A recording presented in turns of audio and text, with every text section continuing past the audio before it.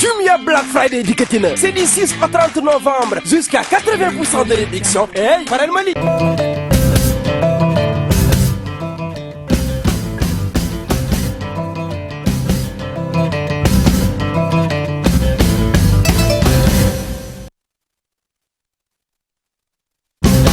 télévision Futurs Médias mbokk yi ñu ngi leen di nuyu di rafetlu seen ànd ak seen kóolute xibaaru diggu bëccëg ak ponk yi ca gën a fës askan wa nekk ca diwaanu Sébikotane juróom-benn ci ay gox mer nañ ba fut wala boog yaakaar bu tas la du amee bokk na ca la ko waral li ñu naan impacté maanaam ñi loru ci liggéeyu train express régional ca la ñu bokk ne ñu lu ëpp fukki weer wala mu jege ko mi ñi ngi xaar boobu ba tey gisaguñu dara lu leer seen bopp ba tax na itam ñu ne seen yaakaar dafa tas seen ndaje taskatu xibaar yi lañu ko xamle daan ci ànd ak Ousseynou Thiam ak Ahmadou Bamba Samb mbas mi ak tolluwaay bi ci réew mi ministère de la santé jaarale ko ci docteur Modou Ndiaye mi yore kàddu bés bi ne tey ci altine ji Sénégal am na ñetti doomu aadama yu amee jàngoro ji ñuy defal test yi ñaar ñi ay contamination ñu naan contact lañ maanaam dañ leen ko wàll benn di transmission communautaire xamul fu mu ko jëlee lam ca toftal itam ne fukk ak ñett ci aji tawat yi weex nañu ba dellu ca seeni ñoñ beneen ponk mbokk yi muy itam lu jëm ci garab yi nga xam ne den koy jàpp foofee ci diwaanu Nianing nag ñu ne takk der yi def nañ fa ab liggéey bu am solo gannaaw bañ leen xamalee ci booru tefes bu Waarang ñan fa ak ay garab yu baaxul ñoom teg nañu ko loxo bi ñu ko xaymaa sax ci garab yooyu ñu bëggoon a dugal ci biir réew mi di ko jaay ñu ko xayma ci fanweeri million ak ñaar yu toftal juróom-ñett fukki junni ak lu teg di ngeen dégg ci biir xabaar yi Pauline Christelle Kantoussan mi commandant bu compagnie bu gendarmerie ca diwaanu Mbour Géej ba tey itam nu des ci ñoom ak lu jëm ci wàllum criminalité ak la cay wundu mu mel ne nag li ko dalee juróom-ñaar jàpp juróom-ñetti fan ci weeru novembre atum 2020 takk der yi nekk ci diwaanu Notto Diobass ñoom nag teg nañu loxo ci diggante foofu ñu naan kër Demba Ndoye jàpp kër Mor Ndiaye ab lim wala bokk lu am solo ci sinébar bi di yamba loolu nag neenu ba nu gisee ab woto bu doon daw ci mbooy gi ñu di ko dàqee ñaar ña ko doon dawal di ña yoroon boobile sinébar rëcc nañu waaye ñoom teg nañu loxo li nga xamante ne si moom mooy sinébar boobile li ci yenn kaay yi Mamadou Mouhamed Ndiaye lañ ci fas yéene àndal mbokk yi ngeen taaxir lu ma ñëw léegi ñu faram fàcce.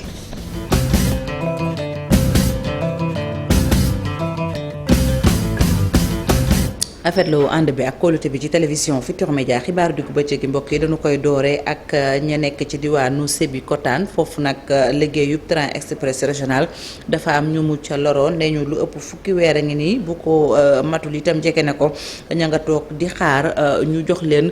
limub ñi nga xam ne ñoom ñoo loru ci mbir mi boobu ba tey furaas taali xëddeen tax na ñu fëgg seen gémmiñ woote wàllu seen woote boobu ki wuy jil télévision Futurs Médias Ousseynou Thiam la ànd ak Ahmadou Bamba Samb ci caméra bi. toll nañ ci juróom-benni quartier yu nekk ci Sébikotane yi nga xam ne nii lii di ñaareelu pàcc train express régional war na faa jaar utali fi nga xam ne lii moom mooy AIBD mu doon askan woo xam ne wi tey jii ñu ngi ci njaaxare ne boobu ba léegi gisaguñu daal liste bi nga xam ne bii moom mooy ñii di impacté yi rawatina nag lu jëm ci seen wàllu ndàmpaay yi. war na mat fukki weer ñu ngi toog du xaar waxuñu ñu dara lu leer parce que depuis mois de juin la ñu génnoon benn liste bi ñu génnewoon dafa bari ay omission ñii dañuy jaawaatle sant yi yow ñu fekk sa kër ne la tool nga fi am tellement que dafa jaxasoo ñoo xam ne ñu ngi impacté wu te seen tour newu fi ñu def ay réclamation ba léegi réclamation yi génnul. mu doon lu leen metti lool wow askanu Sébikotane di interpeller kii di njiitu réew mi. ñun ñu ngi ñaan président de la république ak waa APIX ñu wax ñu lu leer parce que fu mu nekk nii famille yëpp ñoo jaaxle ngay tabax sa kër ñu arrêté la ngay leb banque yi ngay leb banque yi di ko fay nga war ko def ci sa kër defoo ko ci nga def ko ci yeneen vraiment loolu ñun APIX nu ñu tooñee ñu ne yàlla rek ñoo ko xam vraiment tooñ gi metti na léegi li ñu bëggoon mooy comme le président de la république mooy chef suprême na taxaw diligenter ce problème là parce que metti na bépp dit bu daloon dina la metti mais ñun ñuy waat ci Sébikotane nu ñu dalee dafa metti mu doon askanu Sébikotane ne bëgguñu benn yoon li nga xam ne lii moom moo dal impacté premier tronçon Dakar Diamniadio dal leen ak njaboot yoo xam ne yi daanaka lépp tas na. Ousseynou Thiam ñu sant ko bu baax gërëm ko wax itam ci courant bi ak organisation pour la mise en valeur du fleuve Gambie moom nag ma ngay taxawal ab projet boo xam ne dina lëkkale ñeenti réew yu bokk googule kuréel lañu bëgg rek lu jëm ci wàllum courant bi rawatina loolu di énergie réew yooyu ku seq gën caa mën a am doole nañu sax bu ñu sukkandikoo ci directeur bu Senelec dina tax ba fii ci réew mi itam lu jëm ci dog-dog yi rek mën naa wàññeeku njëgu courant gi itam naka noonu ci diwaanu Saloum da yëkkatee yi le kàddu ci teewaayu Ibrahima Diame ñu teew lu gëstu bi mu ci def mu ànd ak Fally Gueye ci caméra bi. mu war a dem ci longueur bu toll ci 1000 kilomètres ak lu ëpp genn wàll ligne haute tension projet énergie bu OMVG di organisation pour la mise en valeur du fleuve Gambie war a jaar Sénégal jaar Gambie jaar Guinée jaar Guinée-Bissau nag nee nañ dina xettali bu baax a baax Sénégal ci wàllu énergie courant électrique. waaw projet OMVG bi dafa ñëw yokk lu ñuy wax réseau transport bi maanaam mooy autoroute électricité yi. moom mooy indi courant bu am doole bi léegi nag dinañu permettre également ñu lëkkaloog suñu dëkk yi ñu dendal muy Gambie muy Guinée-Bissau muy Guinée Conakry ba nga xam ne marché courant boobu noonu ñu war a développer ak ñoom dinañ ko mun a développer waaye bu ñu defee réseau de transport boobu nag dinañ def ay postes yoo xam ne poste courant yu mag yoo xam ne si Tamba Kolda Ziguinchor loolu dinañu permettre ñu yokk taux électrification bi parce que xam ngeen ne dëkk yooyu bokk na ci dëkk yu nga xam ne taux d'électrification bi foofu la gën a tuutee. bu weesoo maillage bi mu war a def ci biir réew mi mën a tax kon ba ñëpp jot ci courant bi ba tey directeur di xamle ne mën na dem ba ñu wàññi njëgu courant bi maanaam facture yi. Senelec dina mën a def ay économie yu am doole yoo xam ne ëllëg ci biir dinañ ko mën a répercuter ci courant bi donc OMVG daal ci njëg bi. donc OMVG daal dinañu permettre ñu yokk taux électrification bi dinañu permettre également ñu def ay économie ak centrale yooyu nga xam ne daf ñu doon coûter très cher ñu répercuter ko ci consommateur bi. mbootaay bi nag di OMVG mu ngi am postam ci dëkk bii di Kahone ci biir région bu Kaolack ci wetu centrale électrique bu Senelec liggéey bi ñoo ngi koy door pareegul waaye nag bu ñu sukkandikoo ci responsable yi mu ngi avancé bu baax a baax. mu ngoog Ibrahima Diame ñu sant ko bu baax gërëm ko bu nu jugee ci diwaanu Saloum ñu daal jàll Ndar Géej foofee itam ndaw ya fa fekk baax ña ngay waxtaan ci naka itam la ñuy def ba gën a suqali koomu réew mi jaarale ko ci ndaw yi bokk na ca itam lanu ne fi mu ne nii warees na cee gën a yaatal géew muy mbëkk mi nga xam ne gune yi dañu koo jóg te jéggi jóg bokk nag ci ndaw yi fekk baax foofu ca diwaanu Ndar Géej ñoom la ñuy teewlu ay kàddoom Ousseynou Diop moo ko taataan ànd ceeg Abib Seck. militant APR yi nekk ci Dagana génne si mbedd mi ñoom ànduñu benn yoon ci ni nga xamante ni gouvernement bu yees bi kii di Makhtar Cissé bokk ca tax nañu génnoon ci mbedd mi wane seen i naqaar waaye tamit ànd bi nga xamante ni ànd nañ ko ak Makhtar Cissé. na ni Makhtar Cissé lu mu jëriñ fii si Waalo on a cheminé pendant des années APR mënu fi am naada Makhtar Cissé ñëw jàppale ñu ànd ak waa APR jëli ay mbokkam ñun ñëpp ñu taxaw tey ji ba victoire éclatante yi ñu am c'est à cause de lui. seen génn bi nag li ko gën a waral bokk na ci ñenn ci nga xamante ni ay noonu APR la ñu woon ñu daal leen di tabb ci douane bi ñu doon ministre ci jamono jooju moom Makhtar Cissé bi nga xamante ni mi nekkoon ci terrain bi ñu daal koy génne ci gouvernement bi. il a accompli toutes ses missions honorablement fu mu jaar ñu ni gongo ñu ñëw tey gis ñu wàccee ko ba pare. rey APR. gouvernement dégagé na ay politique yu bëri sur la jeunesse waaye doyul dama naan na dolliwaat waaye loolu tam doyul dama naan gone Ndar nekk leen benn say ngeen delloo ci seen xel ci yàlla te ngeen xam ni la foi nag xaw ma sax nu ma koy waxee ci wolof mooy ngëm-ngëm mooy nga wéeru ci sa borom mooy nga dénk sa bopp yàlla nga xamante ni foo nekk rek yàlla fa ne. ñu xam ni lépp lu ñu dem wuti ji Amérique mbaa ñu wuti ji ko États-Unis Europe mbaa ñu wuti ji ko beneen dëkk dinañ fekk jeunes yooyu toog foofu di xaar loolu di ko xëccoo ak ñun Sénégal gii kenn moomu ko Sénégal gii papa yi kenn moomu ko Sénégal gii yaayu kenn moomu ko Sénégal gii kenn moom ko ku dul ñun la jeunesse parce que ñun ñooy espoir u dëkk bii loolu absolument ndax xool politique de jeunesse waxuma baaxul dama ne dañ koy améliorer pour am amélioration pour def mu gënaat baax moo tax président Macky Sall fu mu toll muy càmbar fu mu toll muy yëngal fu mu toll muy xoolaat fu mu toll indi ay slogan wax fast track wax jug leen wax gaaw leen wax sa vision nañ ko topp te bés buñ ko toppee dinañ am l'émergence. aywa ñu wax ci leneen ginnaaw bi ñu jógaloo ci njuumte googu am ci biir di ab rëcc-rëcc mooy lu jëm ci wàllum wér-gu-yaram ak ministère de la santé et de l'action sociale jaarale ko ci ki yor kàddu gi di ki nu dénk lu jëm ci prévention docteur Mamadou Ndiaye la mu xamle mooy tey jii ci altine ji juróom-ñeenti fan ci weeru novembre ñuy defal test ñu dellu si ñetti doomu aadama ñoo si amee jàngoro yi ñaar ñi nag ay kenn ki transmission communautaire la maanaam ñaar yi dañ leen ko wàll kenn ki xamul fu mu ko wàllee ministère ba itam la mu ca teg mooy fukk ak ñett ci aji tawat yi nekkoon ci bërëbu fajukaay yi wër nañu ba fas yéene génn dem ca seeni njaboot te itam ñaanuñu gisaguñu wala boog amut ku ñàkk bakkanam ñu ngi ñaan mu sax ñu teewlu bu fekkee yemb na ki nga xam ne moom mooy docteur El Hadj Mamadou Ndiaye di directeur de la prévention. mu ngi dëkkee Rufisque tey altine juróom-ñeenti fan ci weeru novembre bi ñu nekk. ministère de la santé et de l'action sociale jot na résultat examen virologique yi may waajalim ci juróomi téeméer ak ñeent fukk ak ñeent test yi ñu def ñett ñoo ci positif ci positif yooyu am nañ ci ñaari cas contact mooy ñi jot mbas mi fekk dañoo jaxasoo woon ak ñi yore doomu jàngoro ji amuñ ci benn cas bu jóge bitim réew mooy importé am nañ ci benn cas communautaire mooy ñi ki jot ci mbas mi fekk xamul fi mu ko jëlee walla ki ko wàll te mu ngi dëkkee Rufisque fukk ak ñett si malade yi ñu entré woon hôpital walla ñu doon topp ci biir kër yi wér nañu bés ni ki tey dinañu génn bu ci yàlla ànde amul benn malade bu nekk réanimation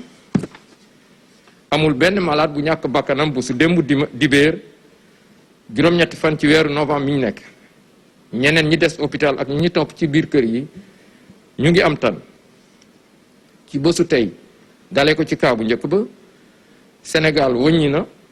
fukki junni ak juróom ak juróom-ñaar téeméer ak fukk ak benn ci nga xam ne jot nañ ci doomu jàngoro ji ci ñooñu fukki junni ak juróom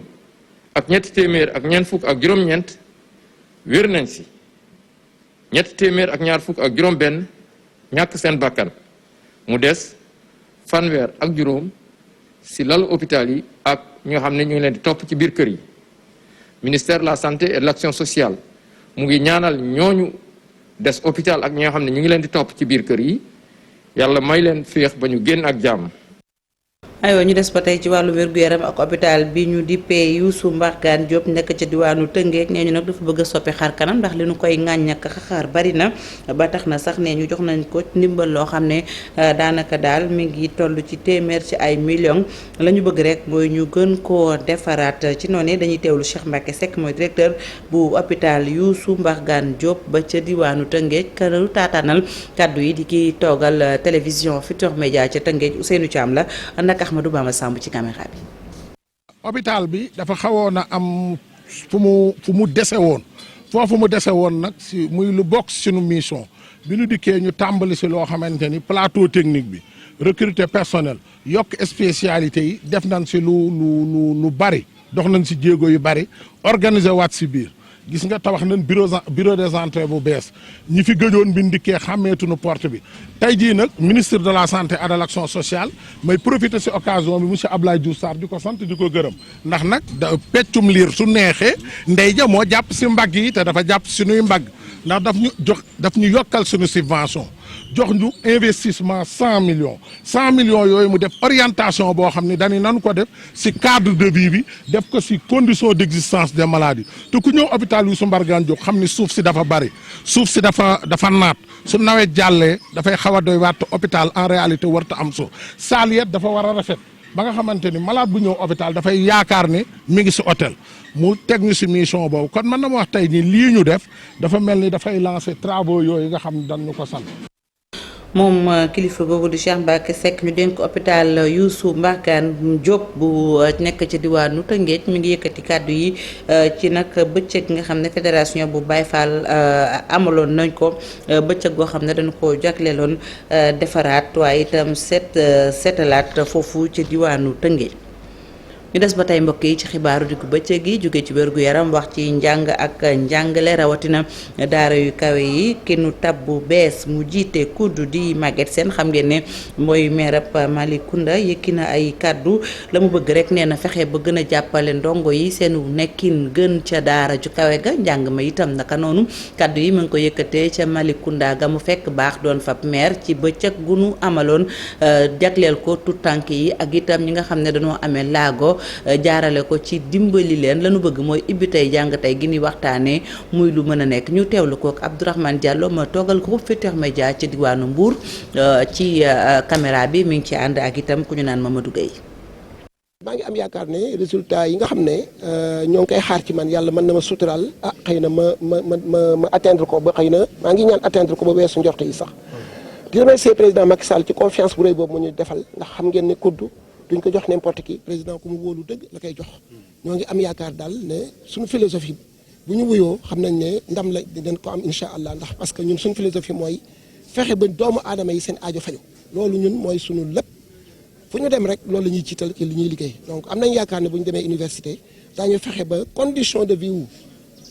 étudiants yi ak travailleurs kuddu yi amélioré wu bu baax a baax ci wàllu dëkkuwaay yi ci wàllu lekk bi ci wàllu sécurité waaye ci wàllu environnement de travail de manière générale donc yéene bu rëy lañ am pour loolu te am nañ yaakaar ne yàlla dinañu suturaal ba yéene boobu ñu mottali ko li tàmbalee ci maternelle jëm ci élémentaire ba ci secondaire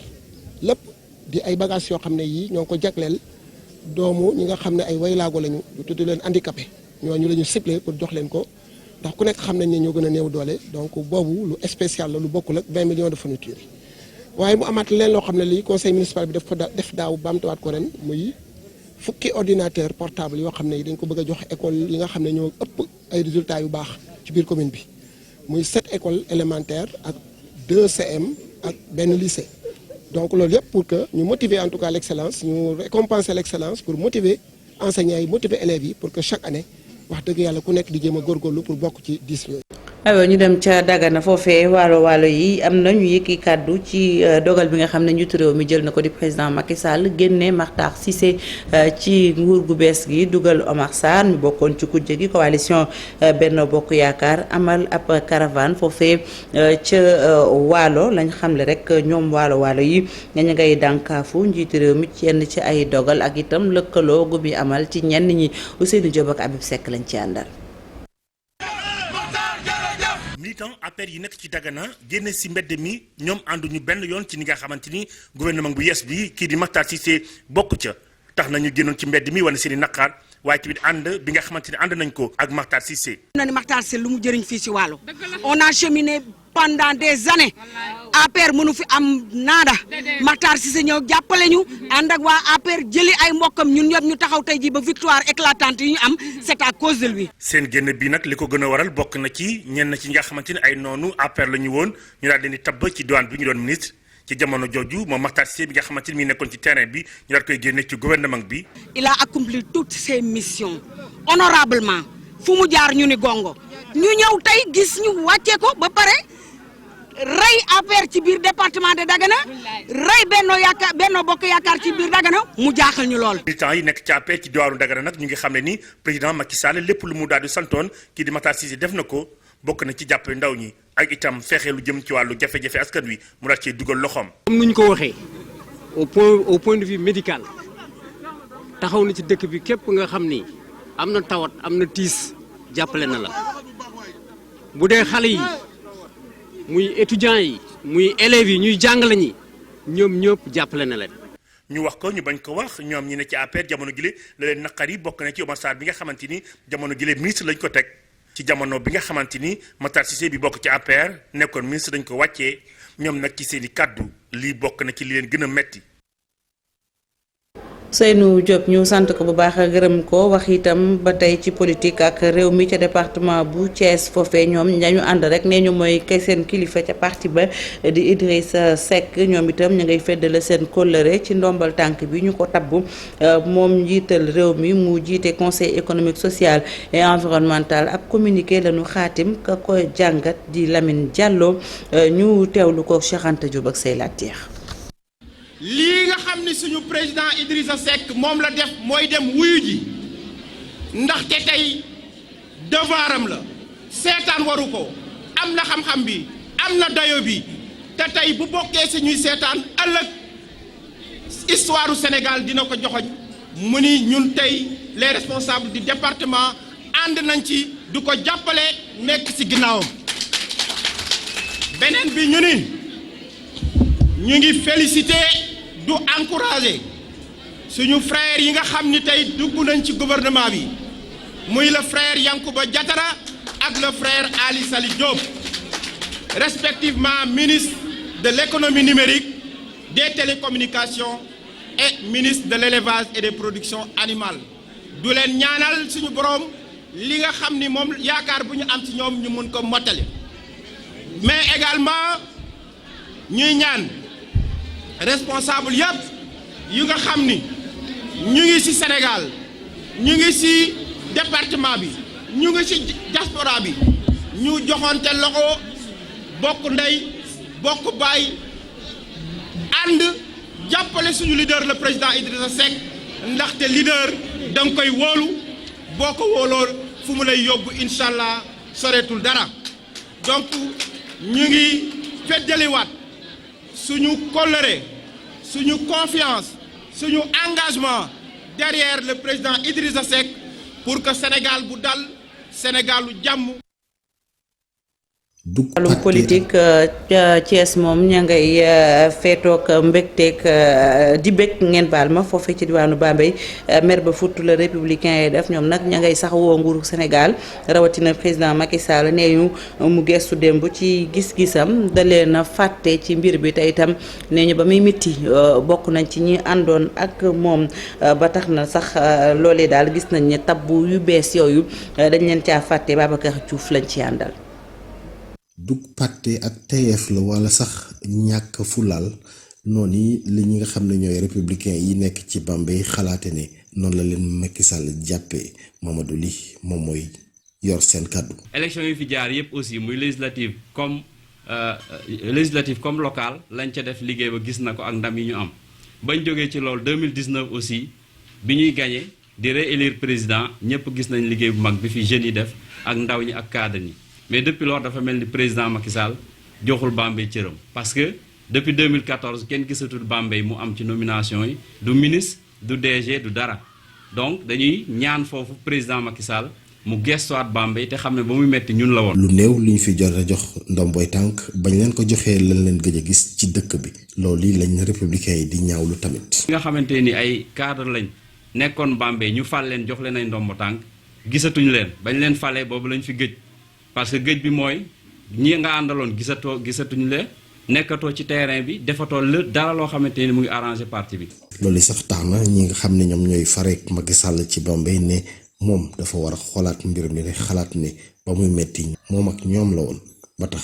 mu war leen a jox lu leen dàmp. Ngom muy ministre di coordonnateur départemental que waru garam mooy jàppale ñi mu nekkaloon démb ak barki démb muy jeune di femme di cadre parce que nag moom lañu àndaloon di liggéey. lu bari lu fekk na lépp sax donc moom moo wax président li ñu fi def fàttali ko pour que ëllëg ak si biir ñu boole Bambey jox ko cëram. bi ñuy tàmbali seen point de presse bi nag ñi nga xamante ni ñooy républicain bu Bambey yi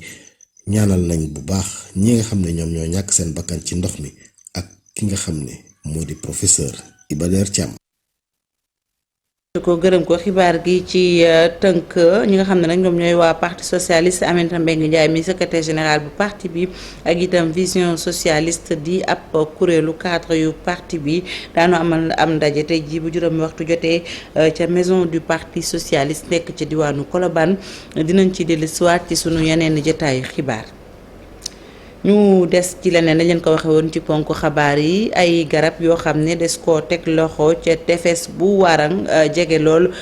Nianing foofee nag lan ci jàpp ci ay garab lu ci ëpp ay doom la bi nu ko xayma daanaka mi ngi ci fanweeri million ak ñaar yu toftal juróom ñett fukki junni ak itam lu teg ibbi nañu ab enquête ci noonu dañuy teewlu capitaine Pauline Christelle Kantoussan commandant compagnie Bella bu gendarmerie bu Mbour. Dans la journée du 7 novembre 2020, aux environs de 16 heures, les gendarmes de la juróom-ñaari fan ci weeru novembre gendarmerie yu nekk ca Nianing dafa am kon xibaar gu ñu jot ñu leen di xamal rek ab teewaayu ñaari nit ca plage bu Nianing ñooñu nag kon doon diri rek ay saak noonu la gendarmerie def kon jug dem fa waaye fekk fa saak yooyee ña ko yoroon nag gisatuñ leen waaye liggéey bi ba ñu wéyalee am na yeneen i saak yu ñu fekk ci ab bâtiment ci plage bu Warang mu tax kon ñu teg loxo ci lu toll ci 20 saak ak benn am kon garab yu bon yooyu. waaye ña nga xam ni ñooy samba booy yi kenn gisu leen waaye gendarmerie taxaw yokku liggéey bi ba it am enquête goo xam ni rek ubbi na ko ci ngir am ci lu gën a leer waaye rek di gën a ñaaxaat askan wi ñu gën a ànd ak taxadeer yi gendarmerie yi ci liggéey yu ñu mel di leen yëgal ay xibaar lépp rek bu ñu gisee lu tey seen xel loo xam ne daal leerul te wóorul amul karange ngir rek lu ñu mel ñu mun cee gën a am taxawaay gu mucc ayib. Une enquête a été ouverte par la brigade de proximité de Nianing pour élucider les faits. aywa beneen ponk itam buñ leen junjoon mooy lu jëm ci samba boy ak itam yàmbaa ji ñuy dugal ci réew mi foofee nag ca brigade bu Notto Diobass ñi nga xam ne nag ñoom ñooy sunu takk der yi foofu ca kër diggante kër Demba Ndoye ak itam kër Mor Ndiaye teg nañ fa loxo lu am solo ci xeetu sinébar bi nu dippee yàmbaa ñu ne nag bokk na ca la tax rek ñu daal di teg loxo lu ni mel dañoo gis benn woto bu doon daw ca Mboy ga ca la nu ko toppee ba nu ko toppee itam di ko dàq ña ko doon dawal dañoo mujjee gaare woto bi daal di ñam seeni tànk teguñu leen loxo nag waaye teg nañ loxo sinébar boobu di yàmbaa bi ñu ne nag daal ñoom lu ci mën a am rek mbir moomu mi ngi daanaka daal ci ñeenti ëmb noonu ngeen ko gisee ci yàmbaa loo xam ne bi nu ko xaymaa rek daanaka mi ngi toll ci 4 téeméer ci ay kilo di yamba woto boobu ngeen gis nag fa leen ko safoon waaye ñaar ñi ko doon dawal dañu ko fa ni ñukk daal di mos seeni tànk ba teguñu leen loxo lu ci mën a am enquête ba itam ibbi nañ ko xibaar yi biti réew yi du yaatu ci gàttal lay doon ak États-Unis d'Amérique Joe Biden xam ngeen ne affaire ji la leer ne mooy ñeent fukk ak juróom-benneelu njiitu réew bu États-Unis nar faa wuutu Donald Trump mi mu fa wuutu sax ne moom daal na mu daan liggéeyee bokk ñu gis-gis ci benn fànn nag ba tax na itam danoo nar a dox teg seen tëralin bu bees boo xam ne dañ caa fas yéene jaar ngir suqali koom waaye itam bépp jafe-jafe boo xam ne États-Unis am na ko moom États-Unis di réew mi ëpp doole ci àddina Mamadou Moustapha Ndiaye lañ ci àndal.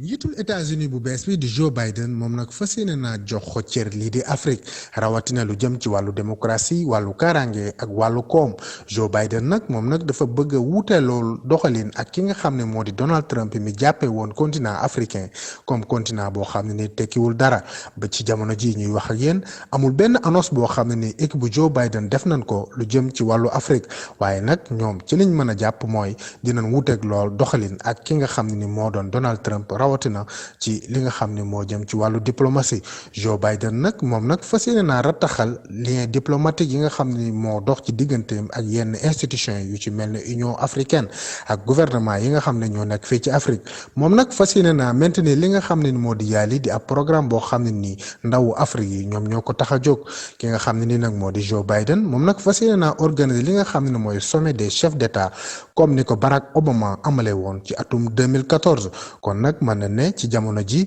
Joe Biden moom am na chance lool ndax day bénéficier wu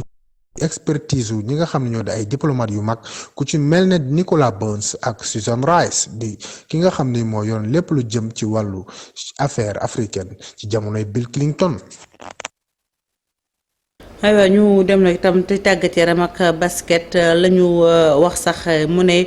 kilifa yor wàllum basket ne ñu dañoo war a def seen kéem kattan ba mën a amal championnat bu basket de club ci wàllum soxna yi ndax fi ba jamono di ñuy àddoo kenn ci réew yi ci bokk nangu wuta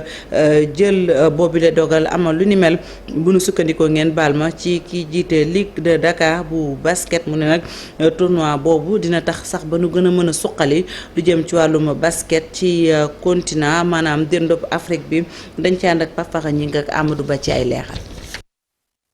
organiser championnat bu basket des clubs ci wàllu jigéen ñi fii ci Dakar loolu nag dina baax ci tàggat yaram bu Sénégal ville de Dakar nag ak ministère bu yor wàllu tàggat yaram bi war nañu jël bile occasion fexe ba bile compétition am fii ndax nag ba léegi amul benn dëkk boo xam ne moom moo taxaw ne dina ko organiser. waaw ville de Dakar tey jii yaakaar naa ne rêve la tey jii ville de Dakar mooy représenté Sénégal tey bu fekkente ne am nañ leen ñu organiser le championnat d'Afrique des clubs à Marius Ndiaye. Je pense que loolu noonu tey jii rêve la di lancer un appel au ministre des sports di lancer un